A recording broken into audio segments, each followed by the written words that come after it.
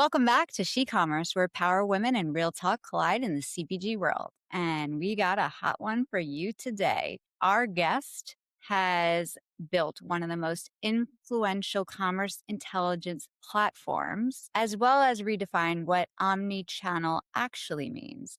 And she has been at the center of it all, from her founder days to company acquisition to motherhood to the future of three shelf commerce. We'll leave it there, but any guesses? I know you know. You're not allowed to guess.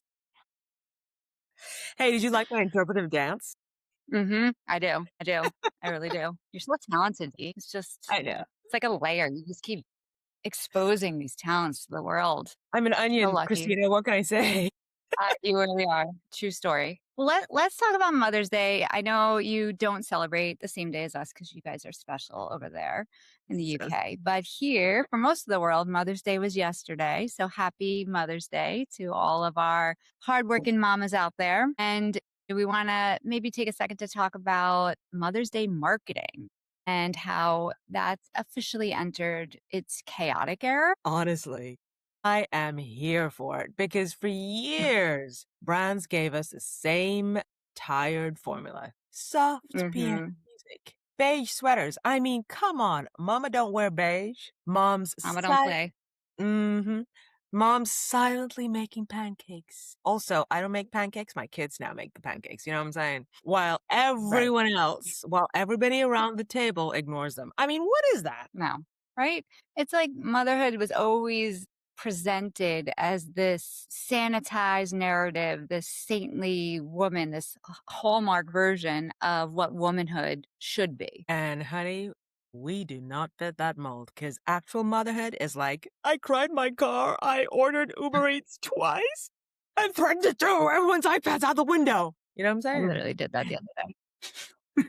Exactly. We know brands are finally starting to, not fully, but starting to realize that women want authenticity, this perfection, this image of perfection. We can see right through that BS. So that brings us then to Matthew McConaughey's tequila brand.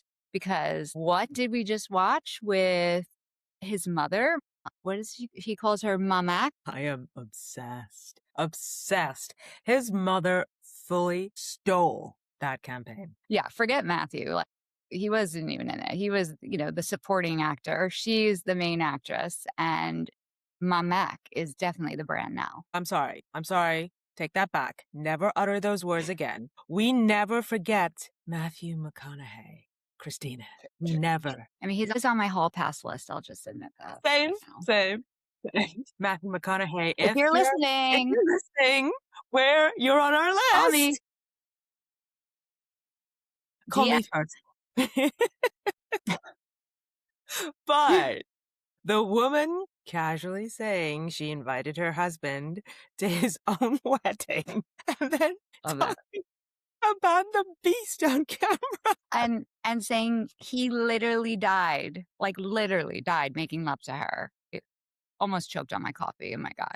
That I lady's mean, hysterical. Like, we damn. need to have her on the podcast. Mamak, if you're listening, come on.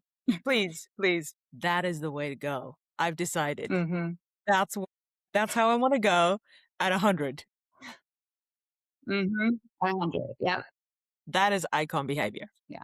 But from a marketing standpoint, I think it's actually really clever because tequila advertising is, I mean, let's face it, it's oversaturated right now. There's so many celebrity alcohol brands. It's everywhere. Everyone's, building their own brand. I mean, literally, you and I should, right? Should. And instead of trying to position themselves as aspirational luxury, my Matthew and MikMak, which everybody does, they leaned into Mm, personality and family lore, which is wonderful. yeah. And they made motherhood feel fun, feel real, flirty, unfiltered, things that we've all experienced. And you don't expect, I don't know how old Mamak is. She looks amazing, but an older woman of the certain age to be talking about the beast and wanting to expose that at his funeral for everybody to admire. I mean, come on. And also, can we please normalize older women being allowed to be funny and sexual and outrageous in advertising, please? I mean, women, usually over 60, disappear from culture completely unless they're selling Mhm. pharmaceuticals or looking after the grandchildren. What is that? Yeah. Or selling depends, undergarments, all that. Yeah. I think we talk about representation and female representation will continue to press that issue, but it's also age representation for women. Mhm. It's wildly behind, and we have that like narrow age window where they want to talk to us, and then we pretty much disappear. Yeah. Meanwhile, a Mac comes in like, I contain multitudes and tequila. All right, all right, all right. All right, all right. There you go. All right. Well, then on the complete opposite end of the spectrum, Olay went with emotional nostalgia, kind of core equity. Mom, you were right, is honestly genius and something I hope my daughter is listening to because every daughter eventually has Hmm. that moment. I think mine was with sunscreen for sure. Like that I first think my sunspot. All right. mine was with moisturizing. Interesting. My mother was Yeah. screaming about neck cream in 97 and I thought she was insane. And now look at us, all the expensive serums, the sunscreen that just has to be the right, what is that word? UV lighting, right? The UV. UV light, that's right. Yeah. That's right. Collagen, Ugh. powders. I mean, we've basically become our mothers I mean, in that yes, but regard. Christina, we're actually 250 years old, but look at us. We look so fresh and young. I know. Best looking dinosaurs around. Literally becoming the woman you rolled your eyes at is such a universal female experience. It is. Welcome to womanhood. But strategically, Play is definitely tapping into something that's really powerful here. And I think that is the core equity of the brand, that inherited trust and inherited trust, not just in the brand, but in that, mother daughter relationship.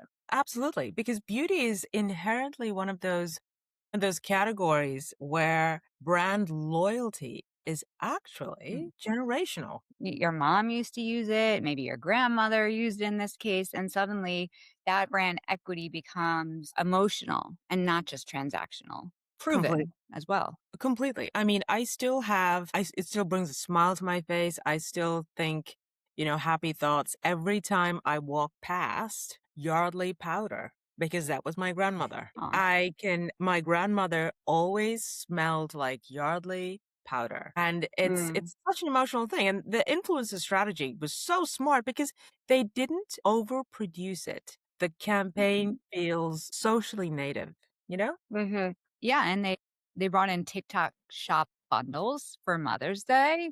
I think that's definitely the commerce side of she-commerce right there, right? Smart, intelligent, very much authentic, not limiting themselves to a brand first narrative, but really tapping into the emotion and then serving up a solution. Bring in all the hearts, all the nostalgia, all the emotion, boom, converted to dollar signs. There's your Mhm. conversion strategy. Love it. Yeah.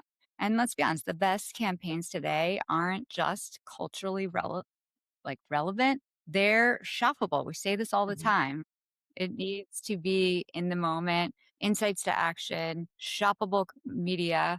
That's where we're at. And that's also something we're going to be talking to our guest about. That's true. But going back to the two campaigns, what I love about both of them is that they stop treating mothers like one-dimensional caregivers. Yeah. One is saying, hey, moms can be hilarious. They can be these complicated humans with a story, like they've lived a life. The other says moms pass down wisdom, truths, identity, rituals. Both feel emotionally true in completely different ways. Yeah. Which I think is the lesson for brands right now. Like stop marketing to women like we are one archetype. It's not one Women size fits all. completely. Women can smell fake empowerment branding from a mile away. Yeah. Give us that specificity, give us that humor, the truth, personalize it, speak to those inner truths, those human truths, and give us a group chat version of motherhood. Like Mm. that's the type of unfiltered we want. Also, tequila. Yes, throw in the tequila. Always tequila. All right. Well, let's talk about some of our spill the tea and people. And we are very proud to celebrate a board appointment of a member, Diana Ring Krogh, to the board of FSG. FSG, for those that don't know, is a US based nonprofit social impact consultancy with a global reputation for thought leadership and innovation in philanthropy, pioneering concepts such as collective impact and shared value while working hands on with organizations to drive meaningful systems change. And Diana brings over a decade of global senior leadership experience from the Lego Group and the Lego Foundation, where she has led very high impact strategies and organizational transformation, as well as cross sector partnerships on a global scale. Her work is something we want to celebrate as reflects a deep commitment to advancing social impact and rethinking how organizations can use their influence for good to create lasting, sustainable change. And again, this appointment is a powerful example of the kind of leadership this world needs in boardrooms today. Globally minded, purpose driven female leaders that are grounded in execution. We've talked about this with women on boards, and we need to celebrate every time there is another strong female leader placed on a board. So at the boardroom, they celebrated her. Actually, let's cut that part. I don't want to say that. Okay. So let's just stop it there. Yeah. Okay. And I would like to add a little whoop whoop to for Stephanie Perry, who has been appointed UK&I Managing Director at Jellyfish. Can I just say how much, Dina, I am loving these appointments that we get to share every week because it just warms my heart. God, I sounded really British there, didn't I? It warms my You heart, did. Dina. It Wow, does. It warms my heart. warms my heart. It that we get to say something new about people, about women in leadership positions every single week. But there's always a but. I'm waiting for the time when we have so many, way too many to highlight through speaking through it. And instead, it's got to be an end of scene credits roll. I'm waiting for that. Love that. It's coming. It's coming. Fingers crossed. All righty. With all of those shenanigans behind us, let's look at who we have as our guest today. Today's guest is the kind of leader who doesn't just predict where commerce is going. She helps shape it. Rachel was an eBay power user at 13, became Gap's youngest ever global director of digital and social media, then walked away from the corporate fast track to become the founder and CEO of MikMak, now part of Spins, the global e-commerce and enablement platform.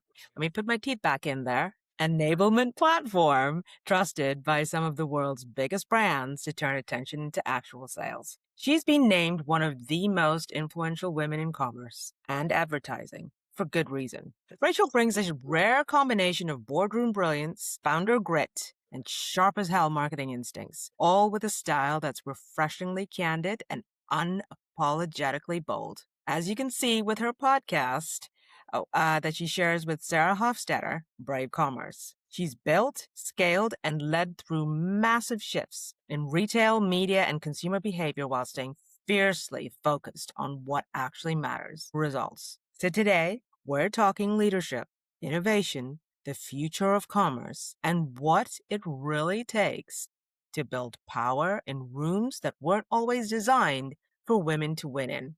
Rachel, welcome to SHeCOMMERCE. Thank you for that intro. If AI wrote that, thank you, AI. If you guys wrote it, thank you to you. Bit of both. That was a joint effort. Joint effort. Yeah. Well, thank you for being here. And, we want to start with the last year. Just a casual year, right? And you had a new baby. This is an acquisition. I mean, talk about overachieving. So it was just Mother's Day here. You recently had a baby. Congratulations. How has that potentially shifted your perspective on work-life balance or imbalance in most cases, and what actually matters most as a leader? Wow. Big first question. You guys know this, motherhood changes your entire worldview and your own sense of self. And I'm only 8.5 months into it. So I can't imagine what the rest of the lifetime will bring. But I think that the most immediate thing that I recognized is the value of time and how you approach time entirely differently once you have a child. And that every minute is a moment to maximize because you don't know when you're going to get the next minute. And I don't know if this is the case, right, for all parents. We all have different family structures. But for me, something that I realized is that work is easier than taking care of a child. Taking care of a child is way harder than one's career or running a company. Amen. Yeah. True story. And then the last thing is, I have an unbelievably supportive wife. We joke with each other who is mom one and mom two. I think she's mom one. She thinks I'm mom one. But I feel very grateful to have a partner who is in it with me every day. And for, any single parent out there, like, I'm just in awe of you. Literally don't know how you do it. So you are the true heroes. No, Jackie and I talk about that all the time, how that partner is so critical to enable, being able to do both, be a mother and be present and enjoy those moments, but also have a career. And yes, for those that do it without a partner, God bless, because barely getting by with a good partner. So can't even imagine. And, how has motherhood maybe changed your decision-making speed or your tolerance for kind of just noise in the system versus true signals? So I think I've built a career on making pretty fast decisions. So I honestly don't want myself to make any faster than I already do. But what I definitely have less bandwidth for, and I think it's for the better, is the bullshit.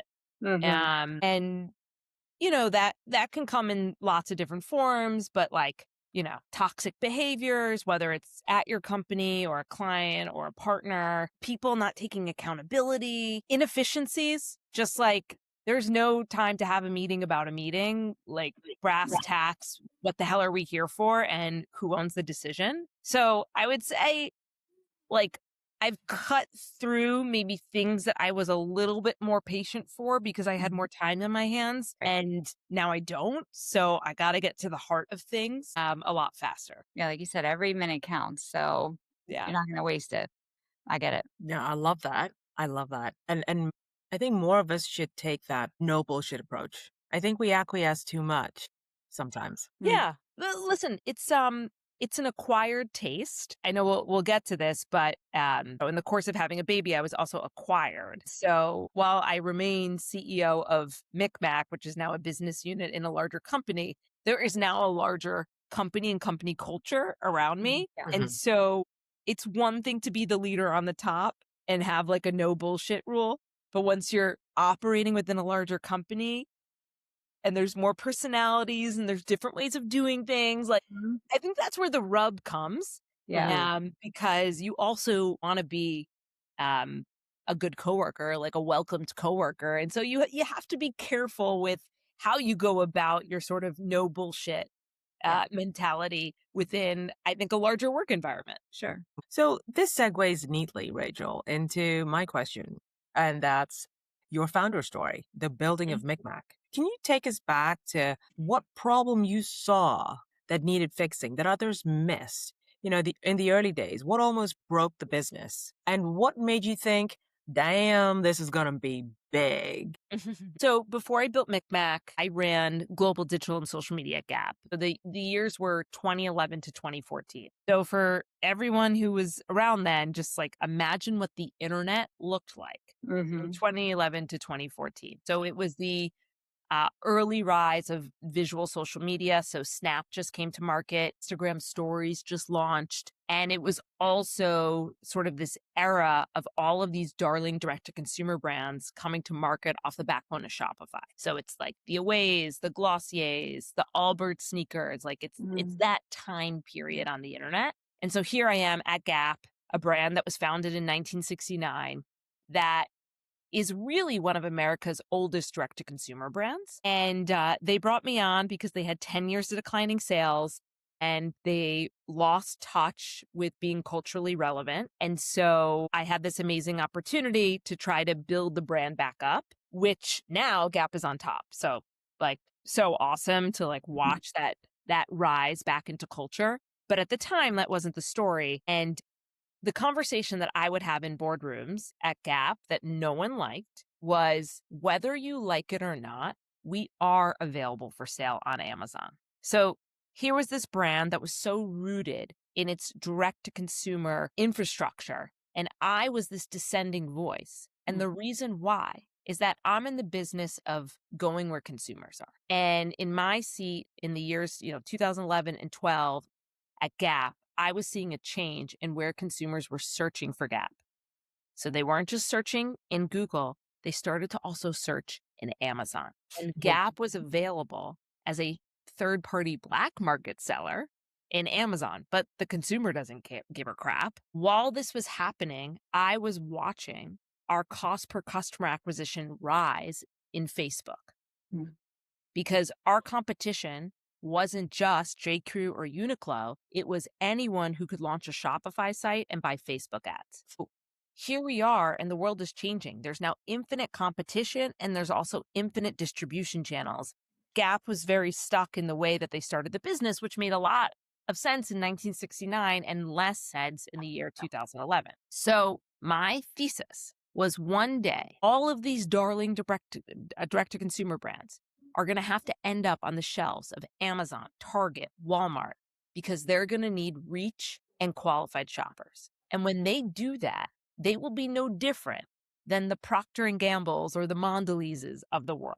And when that happens, their entire marketing playbook, which is their secret sauce, which is capturing first-party data and chasing them around the internet to get them to buy more, will no longer work because Amazon owns that data, Target owns that data, Walmart owns that data.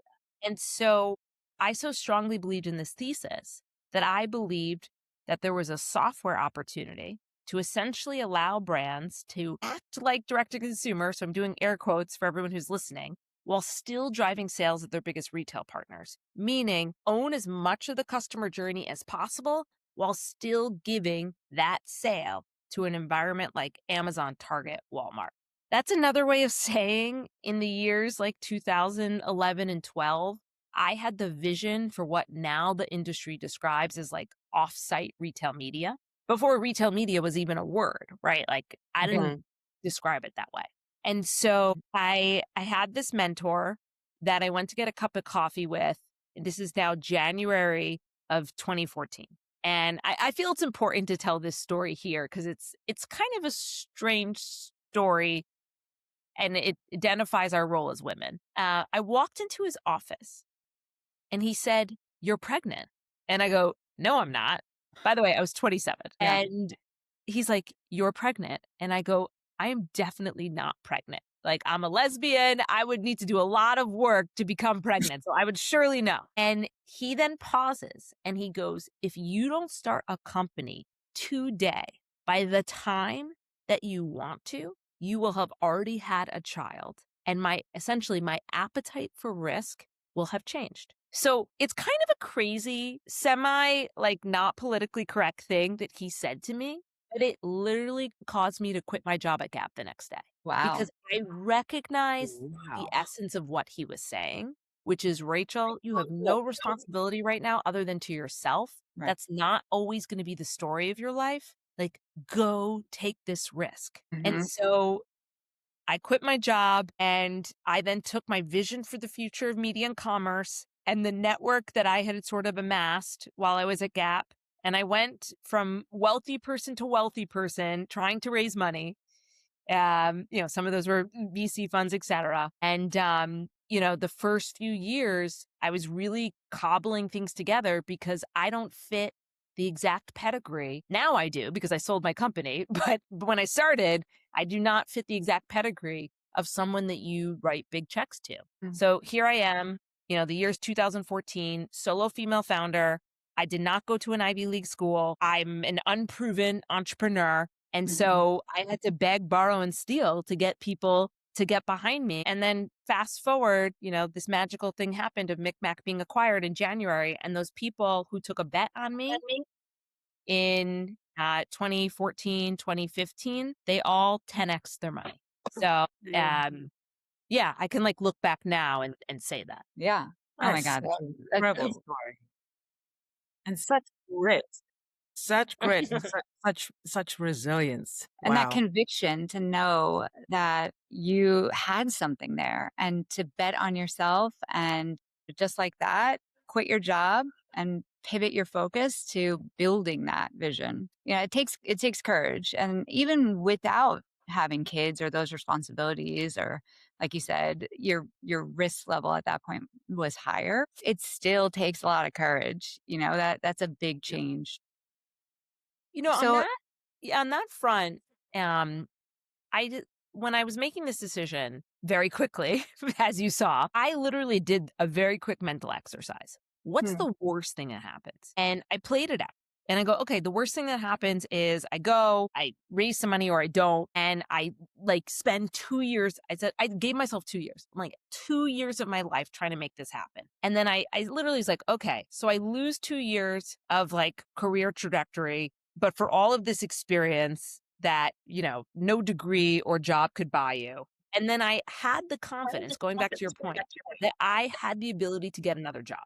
And I think it's if people can just do that quick mental exercise, what's the worst thing that can happen to you? And then if you're willing to accept that worst case scenario and time box it, then go freaking do the thing. Yeah. We actually are going to be releasing an episode with a guest this week. We recorded last week. And she speaks a lot about what you just talked about, which is a calculated risk and having some of those guardrails, because that makes it feel safer, right? Exactly. You're, like you said, your time, I'm going to give it this long.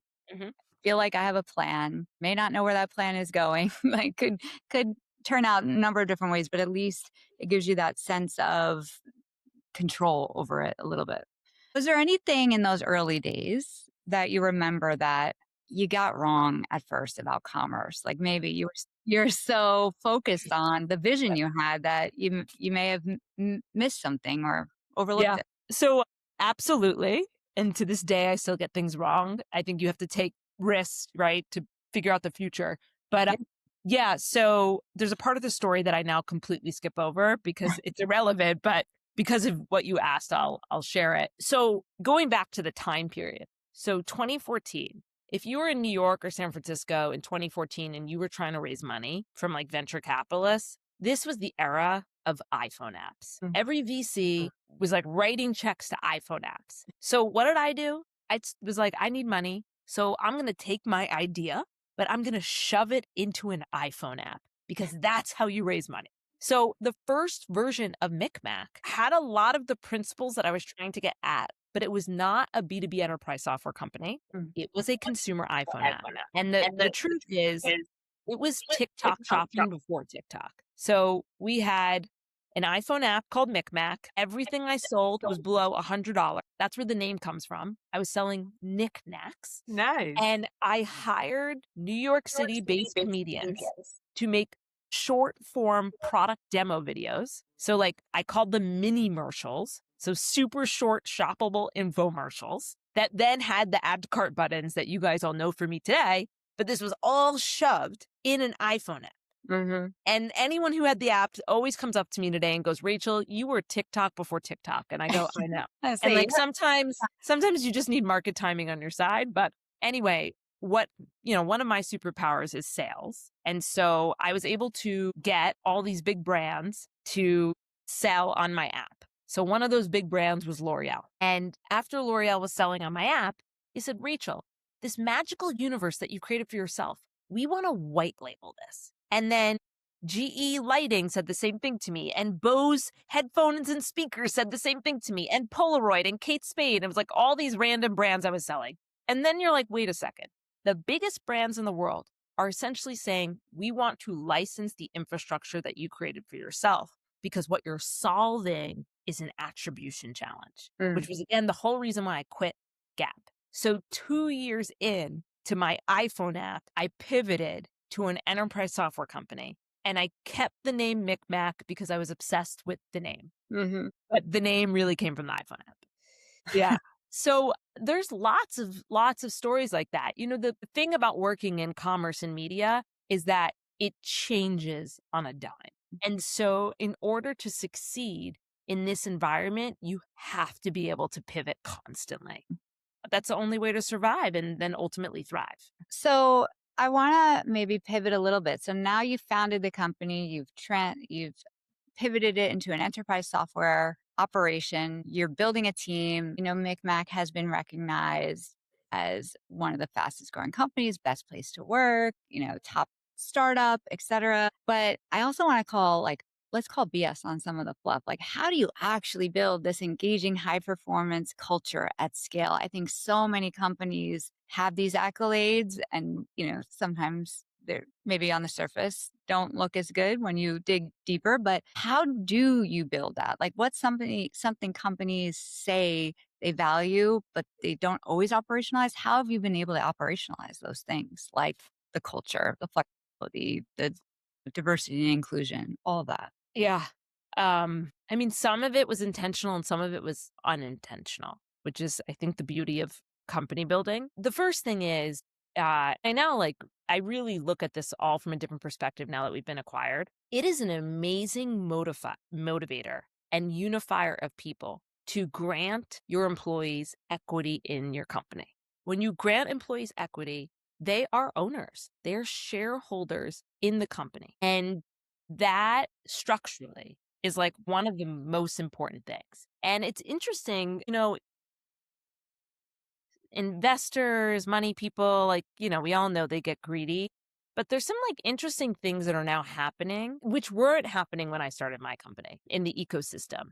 But some companies today now only give equity to people that are VP and above. Oh, And mhm. I think that's a terrible idea. I gave equity to literally every single full-time employee. Yeah. So that's number one. Number two, I started the company pre-pandemic. So I share that because the whole company up until the pandemic was based in New York City. And someone gave me a tip when I was starting early in the company. And they said, Rachel, if your first 10 employees reflect all the colors of the rainbow, your company will reflect all the colors of the rainbow. And the notion was if you are super intentional when the company is small to have a diverse workforce, that will pay off in dividends because Mhm. how do most people recruit talent? Referrals from employees. So I wouldn't say I had a hard and fast rule, but I was very intentional in the early employees, first 50 employees at MikMak to build as diverse of a workforce as possible. And I also think it helps the fact that I'm a woman, that I'm a gay woman, right? You attract certain types of people. And then the last two parts, I would say, and this is where, you said, where do you call bullshit? It all comes from the top. Mm. I have done some very unnatural things that all take time, your own time. E- Every calendar year, I do one-on-ones with all the employees. Oh, So wow. you have 365 days. You can find 15 minutes, depending on your employee work sort. But if you're in the few hundreds like me, you actually can pull this off. Mm. To do 15 minutes over the course of the year with every single employee. I can't even tell you what that means to employees, and they tell Mm. me how freaking unusual it is. Very. But I know my employees' spouses' names or their kids or where they went on a summer travel, or did they play high school sports? This is how you get to know people on a human Right. level. And that shit really matters. It does. And then the last part is creating feedback systems. And I'm not saying you have to take all employees' feedback, but there's some kernel of truth that is represented in feedback. And if you can demonstrate to your employees that you are receiving the feedback, you are hearing it, and you are using some of it to better the company, it will pay off in spades. And Mhm. I'll tell you a different example, but I'm on a board of a restaurant group in the US. It's called First Watch. I love it. We have it by me. Oh yeah, great. Thank you for coming. And so they have this thing called U Tour, Mhm. YOU. And so I have a few hundred employees. This is a restaurant of 650 locations. They have like 30,000 employees between corporate and restaurants. It's called the U Tour. And the senior leadership literally goes from like region to region across all the restaurants to hear the feedback. And this is a publicly traded company. And the CEO has said, like, other CEOs come up to me and they're like, because that workforce is voted like #1 workforce in the US, like every year. Okay. And he's like, how do you do it? And he goes, the U Tour. And then he says that the CEOs get really excited about it and then they never follow through. Why? Because they don't make the time to do it.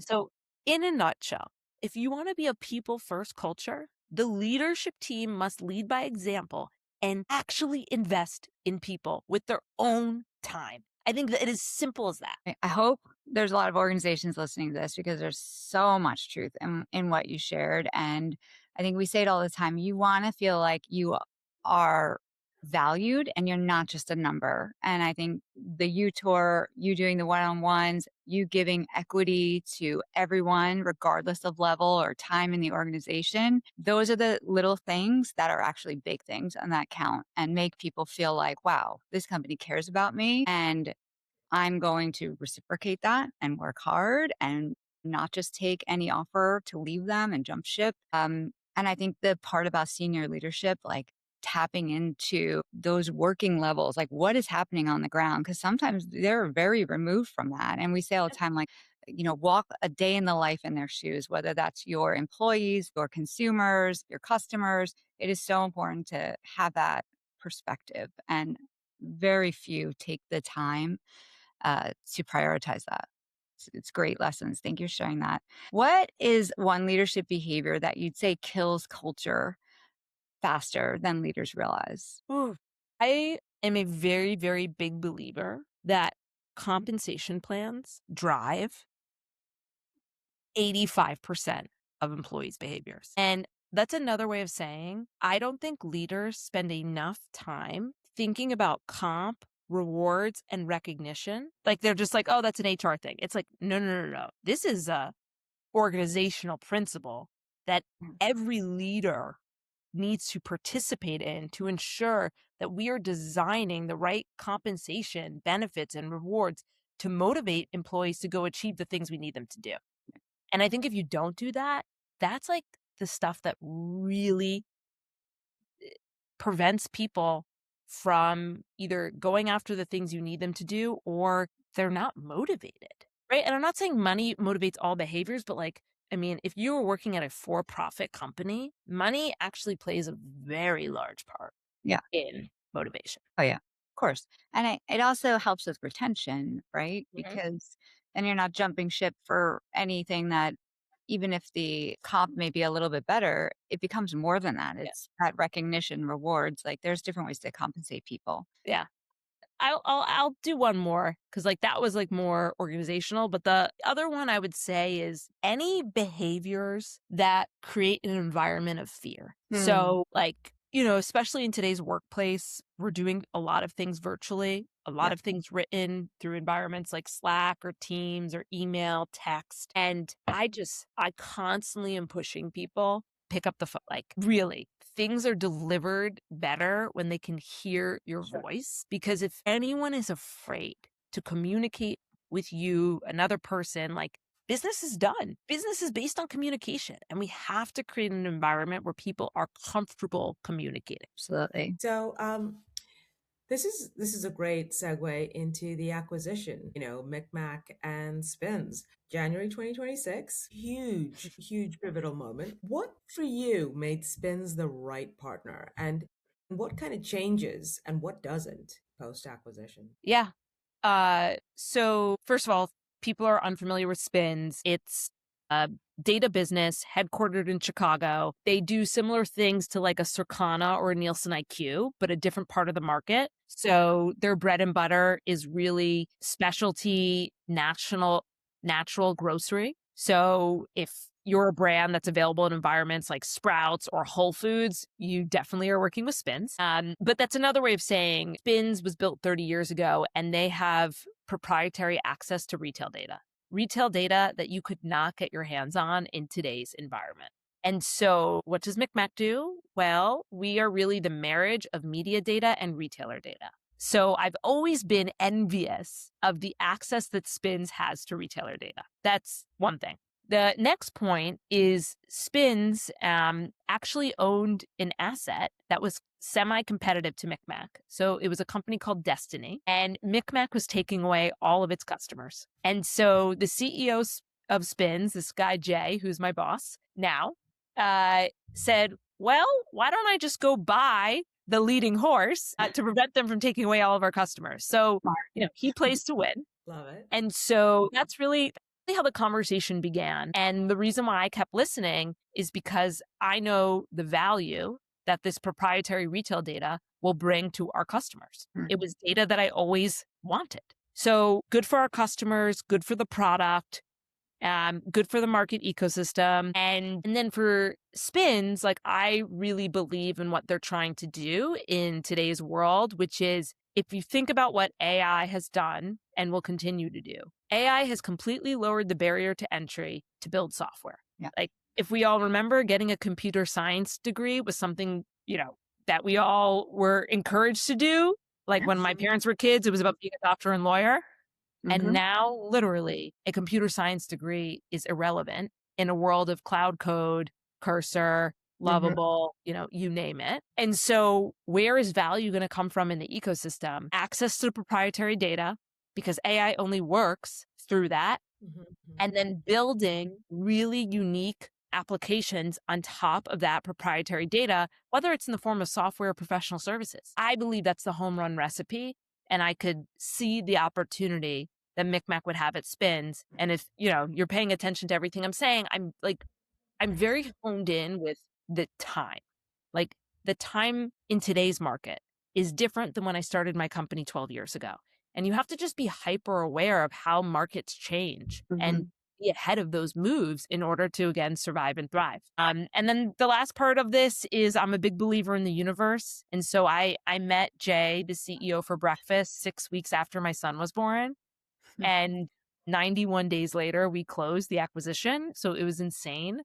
And I just also felt the universe was telling me, like, Rachel, this is the perfect time for you to sell your company and, in some ways be able to spend time with your son. And, it's different, now that I've sold the company. So yeah, those were the reasons. I love that. And Congrats. it sounds so much, Rachel, like you have your finger on the pulse, the zeitgeist of the moment when it comes to commerce and media.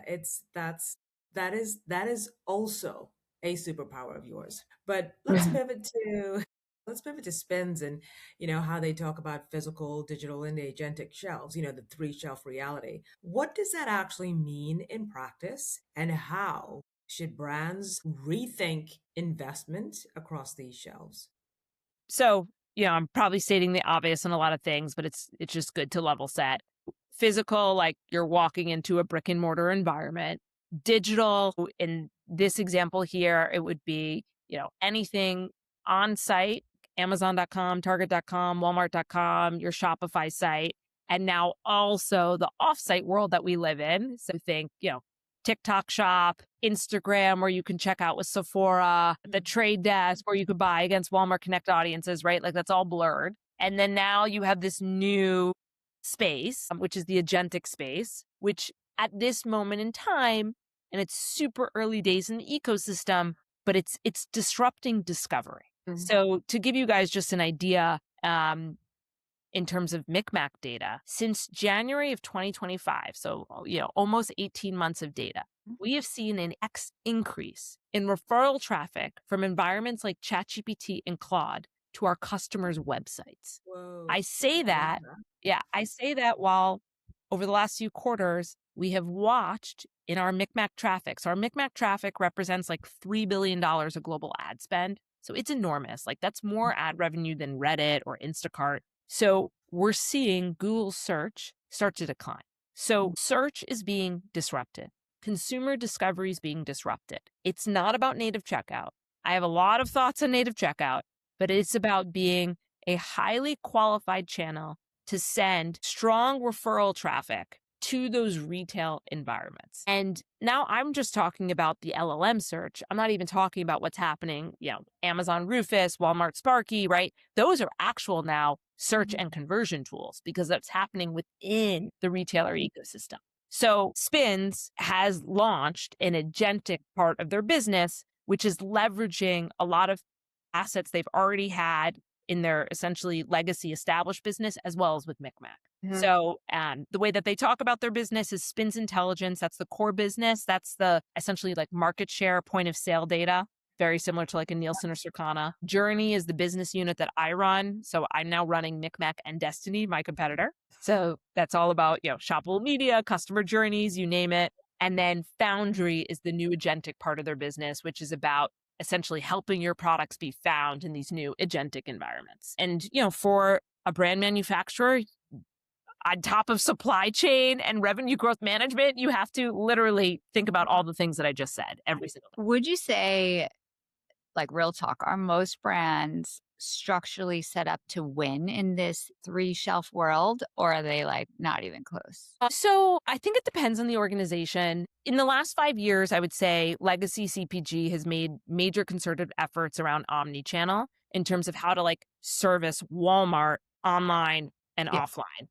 Target online and offline. So I'd say there's been a lot of heavy work there. Are they objectively maximizing every dollar in that environment? No, because as we know, retailers are now also advertising channels. So there's a lot of like mixing of church and state.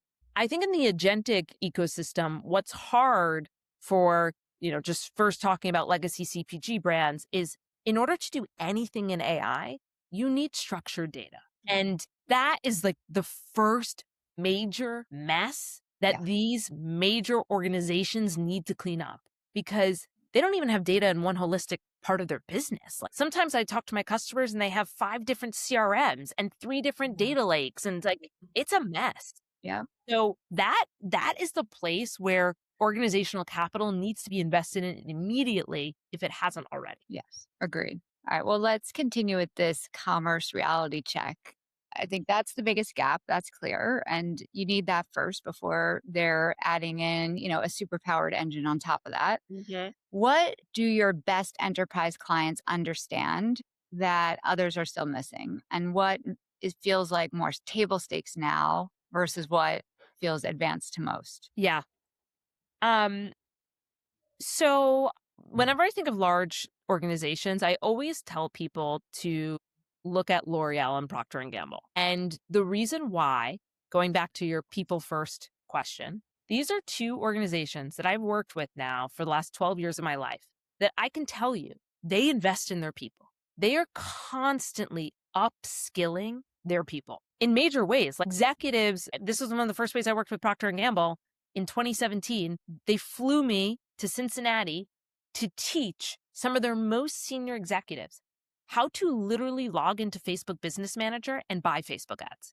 Because what they understand is that if we are expected to invest millions and millions of dollars in these platforms, we better learn the basics on how to use them, at the most senior level of the company. So I bring up those 2 companies because they've made major investments in their data infrastructure.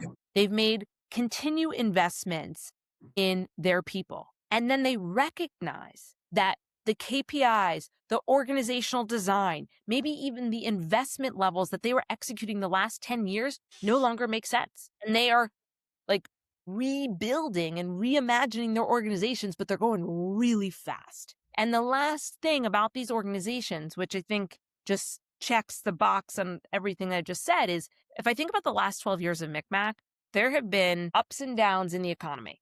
And there will continue to be ups and downs in the economy. Those companies never stopped investing in marketing. I think the most short-sighted thing that these companies do is when times get tough and they need to meet Wall Street's numbers, the first place they look to cut budget is marketing and working media.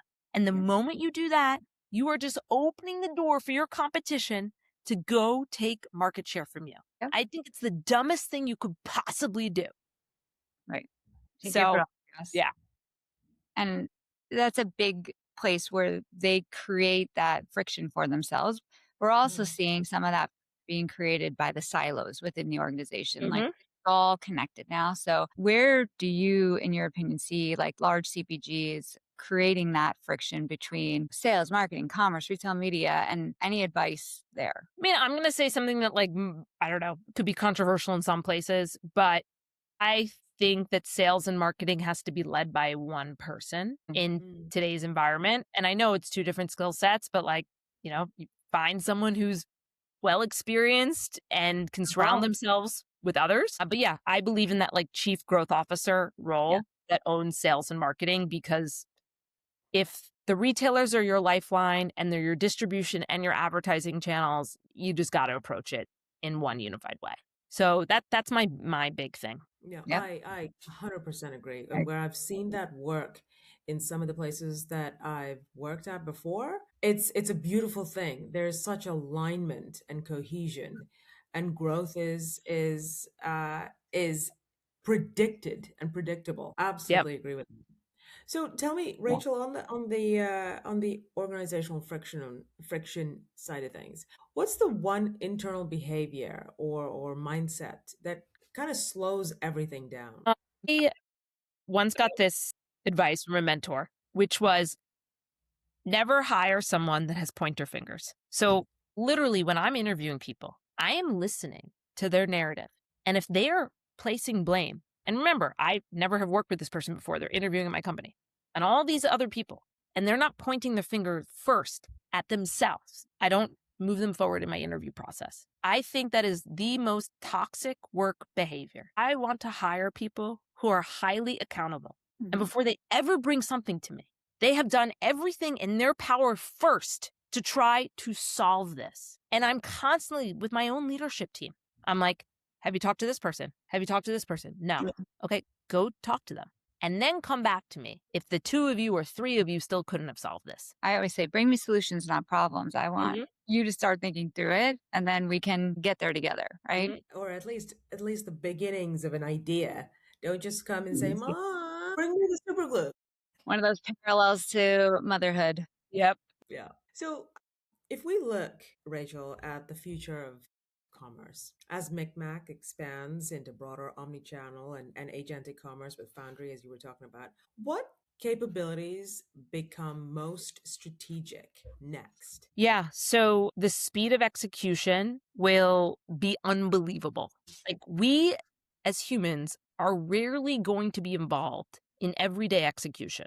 We will put our execution powers against really like the management of the agents that are taking actions on our behalf. Mhm. Someone once said this visual to me recently that I thought was amazing. Picture Deloitte and Accenture with only senior operating partners who then are managing thousands of agents. It's mind blowing. We're talking about Mhm. organizations that are 50,000 people. Now, I don't know what that means for the next generation of talent, but like that's a pretty wild thing. And think Yeah. about how that actually could become attainable. So, oh, yeah, thank you. So, one is like everyone needs to have the technical prowess in AI. Like, I am pushing every single person in my company, like every person. And I am like, you need to answer this question. Tell me why AI is not going to disrupt your job in the next 2 years. I'm Mhm. doing this to myself. The talent that will prosper in the years to come are the ones that know how to harness AI. So, one is your technical prowess. And I tell my team, prototype any idea you have, even in your personal life. Go into Cloud Code, go into Lovable, like freaking get into the tools. Yeah. Number one. Number two, and I still believe this, and it's going to depend on what sector you're working in, but I love working with big companies. I just do.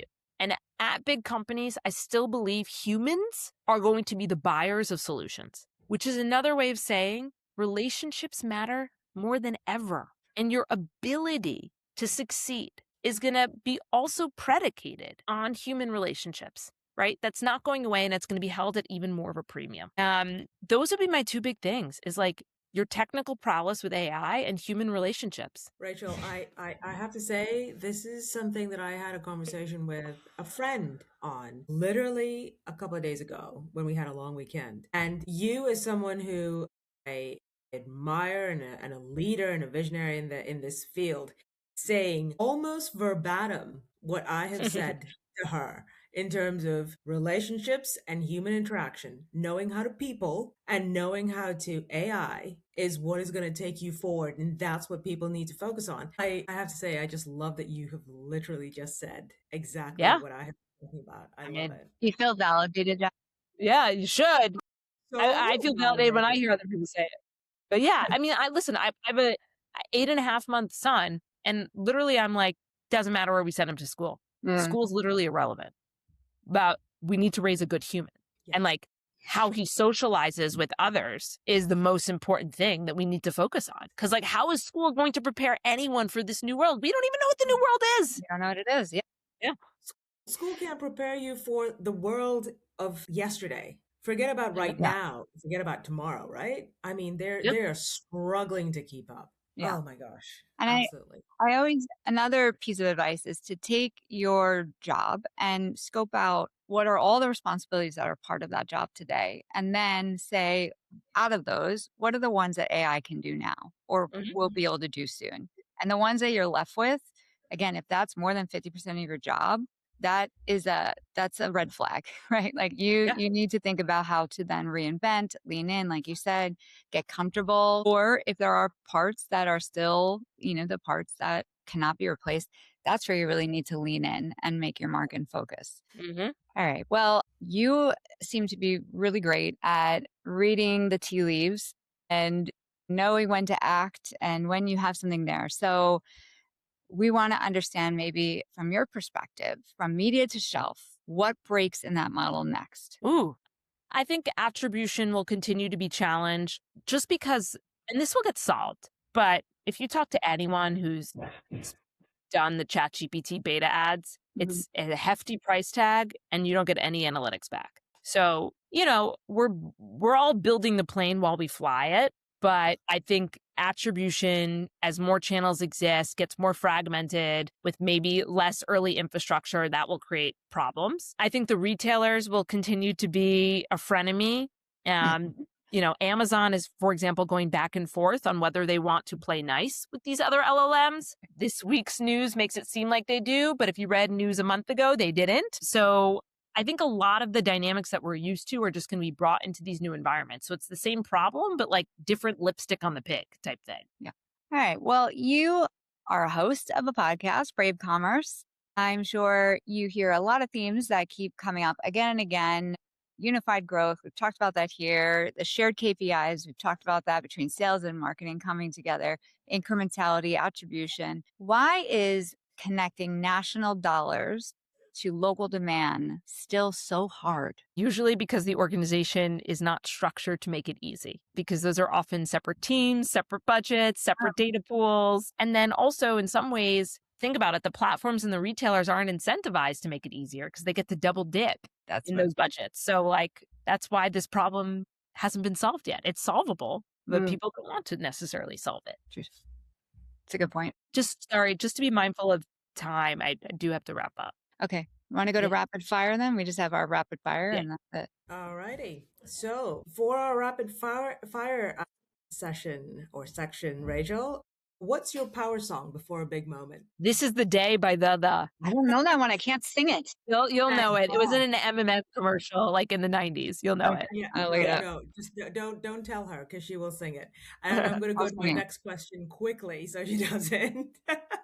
Career as a cocktail, Rachel. Name and Wow. Spicy margarita from the future. I love it. And what about the biggest myth about women in tech that you're ready to call BS on? You don't need to be an engineer or have a computer science degree to be the founder or leader of a software company. I love it. And with that, I'm going to hand over to Cristina for the pledge. Well, Rachel, thank you for being with us today. There's so much that we've learned about you and your journey. And my gosh, so much for you to be proud of, as well as entering motherhood. That is a huge accomplishment as well, and probably the most rewarding one to date.